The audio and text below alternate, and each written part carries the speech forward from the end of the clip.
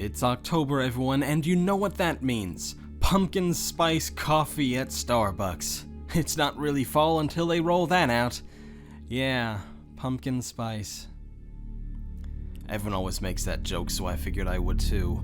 Anyway, there aren't a ton of Halloween-themed video games on Kickstarter, believe it or not. Except this year, maybe with stuff like Creekville Creep Invasion or Mindless Box, but those two are boring. Instead, let's take a look at the often overlooked but nevertheless intriguing Haunted Halloween 86 The Curse of Possum Hollow NES game. It promises to be a real spooky Halloween-inspired game, but perhaps the spookiest thing of all, there hasn't been a real insightful update since the campaign ended in May 2016. Ooh.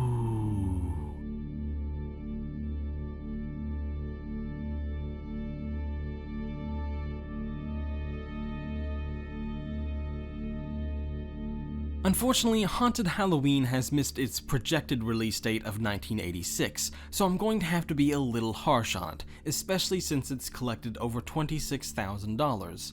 You'd think with that kind of money they'd... Oh wait, this is one of those jokes, wasn't it? Okay then. Haunted is back! It's now 1986 and a new 8-bit platforming beat-em-up adventure awaits you in The Curse of Possum Hollow for the NES. Yes, that's right, HH86 is getting an actual honest-to-goodness physical release via an NES cartridge. Now the angry video game nerd can fulfill all his scat fantasies without ever having to interact with those icky girls.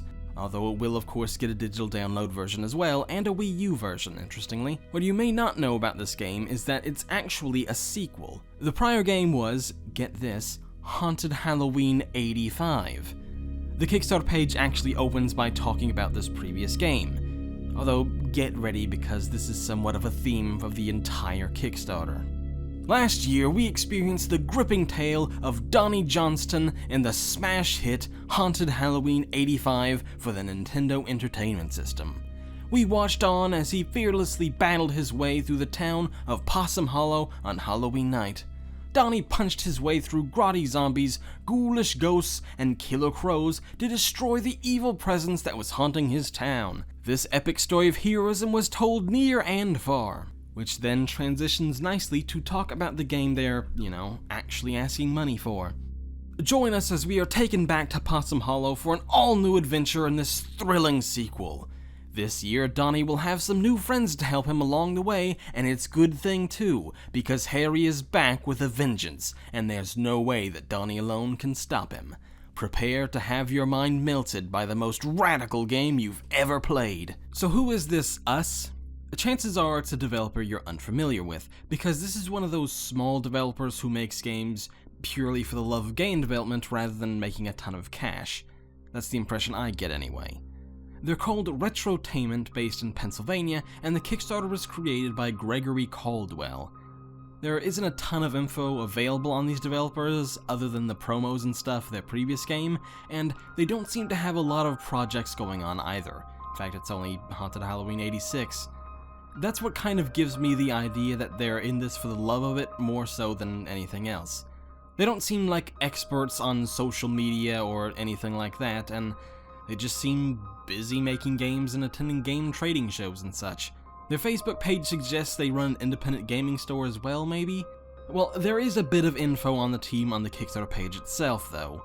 I gotta hand it to them, they've given us a lot of info about who they are, each individual team member, some info about the founding of the company, why they're on Kickstarter, and why the budget is what it is, and so on. Take, for instance, why they're on Kickstarter. HH85 was released in very small batches and sold as cartridge only for months. Then we finally saved up to buy boxes and manuals so that people could buy complete copies of the game. For the sequel, we want to be fully ready for launch with a well-stocked supply of cartridges and CIB versions, as well as a few extra goodies like t-shirts, stickers, and pins for fans. Kickstarter funds will make this all possible and allow us to make a huge push to finish the game this fall. It's clear that the full $5,000 asking price isn't going entirely into the game, but to fund merch and probably some other rewards as well. You might find that questionable, as do I, but at least they're upfront about it. And they blew past their $5,000 goal too, so I guess it'll end up working out anyway. Once you get past more talk of the previous game and the glowing reviews, this Kickstarter almost reads more like a marketing tool than a fundraiser for a sequel, you get into the bloody heart of what HH86 is all about. Bullet points. Again. Tag team technology allows you to play as either Donnie from the previous game or Tammy, his sister or something. Radicool.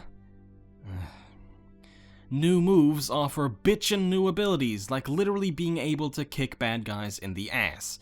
Well, I'm sold already.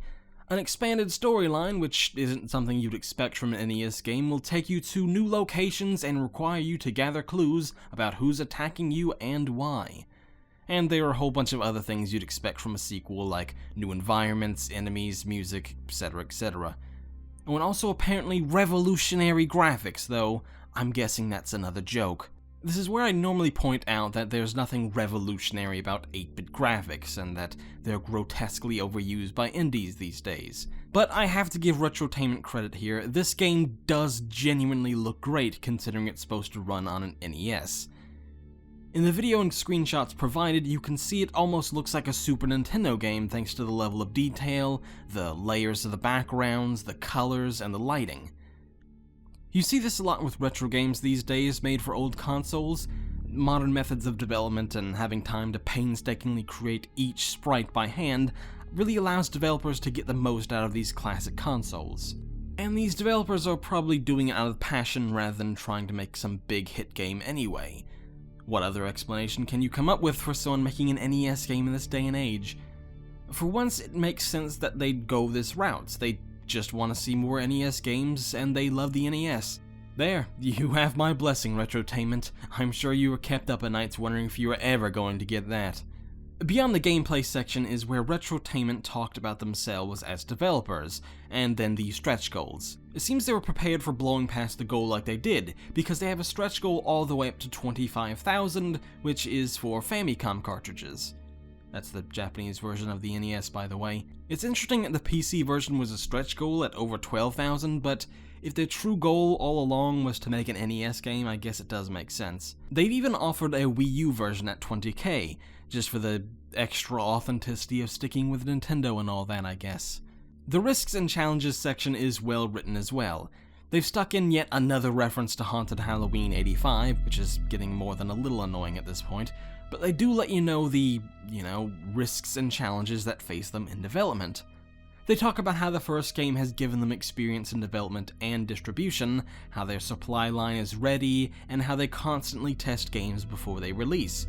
Which is great, because, of course, this isn't a digital download game mostly, so there won't be any patches for it. You can't really patch an NES cartridge. And we also get a little bit more into how this is more of a passion for the developers than their real jobs or anything. The main risk for us is putting this game ahead of our real-world lives. We love making games, especially for all the retro gaming fans out there. But as of now, this is a passion project. We have to keep our day jobs to pay our bills like everyone else, but we'll do our best to keep the real world at bay so that we can focus on making a killer game. The feedback from HH85 has been overwhelmingly positive, which has inspired us to press on and make this sequel happen now. All in all, this is a pretty simplistic but well done Kickstarter page. They talk a little too much about the previous game, but it does serve a purpose to some degree. They've got plenty of pictures and videos of gameplay, they're open and honest about who they are and what they want the money for, and something I didn't mention before was that they remained active in the community in the comments section and with Kickstarter updates. I wouldn't have blamed you at all if you wanted to back this campaign, once again giving my blessing. But you see, now we come into the troubling aspect, as there is so often troubling stuff with these kind of Kickstarter campaigns. Any type of money you'd want to give. Thank you for your time, and tell them... Remember how I said they remain active in the community in the comments section and with Kickstarter updates? I hope so, it was only a few seconds ago. Well, as is often the case when a developer gets their money, they very much changed that after the campaign ended. They posted 7 updates during the campaign and one the day after it ended saying thank you. Since then, Retrotainment has posted all of 2 updates, one in June and one in July, and neither of which had much substance. They've been silent since then. And what about their Twitter and Facebook pages? Well, as you might expect, both pages are full of nothing but posts about Haunted Halloween 85, with a small handful of mentions of 86, like this weird random letter presented without context on the Facebook page 2 months ago, and actually that's it. That's the only thing I could find posted on either account since the campaign ended. It's almost as if Haunted Halloween 86 doesn't exist. It's not like the game's been cancelled, not publicly at least. The last update, dated June 20th, states that progress on the game is going well and that they hope to have a demo ready at some convention at the end of July. I couldn't find any info on whether or not that ever happened, but presumably not since they keep tweeting and Facebooking convention stuff about Haunted Halloween 85 and didn't mention a convention or anything for 86. Ooh, but hey, what's this? An actual update? Well, kind of. In the comment sections, somebody remembered they backed the game, and were asking what was going on. On September 30th, for the first time in 2 months, Retrotainment broke their silence. We plan to ship in late October in time for Halloween. We'll make an official update on here once we have a more definitive date. If all goes well on the production side, we should have everything in our hands by the 24th, and we'll ship like crazy until they go out. It'll be the 17th of October when this video goes up, so there's still time yet. But as of right now, there have been no further updates. Watch they release a massive update an hour after this video goes live. I'm calling it now. But this comment likely doesn't put anyone's mind at ease. It doesn't say anything about the stretch goals like the Wii U or Steam versions. Why can't they post an update now with those details, say they don't have a concrete release date yet, and then just post another update with the official date? They're obviously not afraid to give a release date if they've done so in the comment section. Okay, to be fair, a developer going silent once they raise money isn't anything new. They're busy working on the game, and a smaller team like this probably doesn't have time to write extensive updates every month. You know, I don't know if that's fair or not. It doesn't really take that long to write an update. I mean, writing this script and doing all the research took 3 days, and it's not like I've been writing for 72 hours straight. On the other hand, while I've never worked on a video game, I have done some modding before, and I can attest to the massive time sink development can be. Sometimes you just get lost in it, and the last thing you want to do after pulling an all-nighter, before then going to your day job, is to write a post about it. And of course, there's no rule on Kickstarter that says a developer absolutely must write a certain number of updates. Hell, it seems even people who back the campaign don't even care, or have forgotten they even backed this to begin with, which can be a common theme on smaller campaigns. But I've always felt, and I'm not alone, that one of Kickstarter's unwritten rules was that developers should always be open and honest.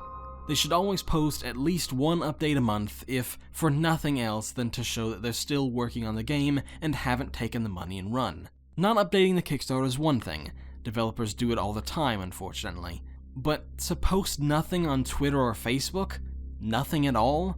Not even a, "Oh, I spent a long time programming a new mechanic in Haunted Halloween 86 and boy, my arm's tired," exhausted face. No screenshots, no info, no nothing. That's just weird to me. To be clear, I'm not insinuating Retrotainment has taken the money and run. At least, not intentionally, I'm not. What am I saying? Well, you'll have to wait for a special update at the end of next month to find out, I'm afraid. In the meantime, why not check out my previous episode of Kicked I did on Divinity Original Sin? Join me as I take you back to Kickstarter for an all-new adventure in this thrilling prequel.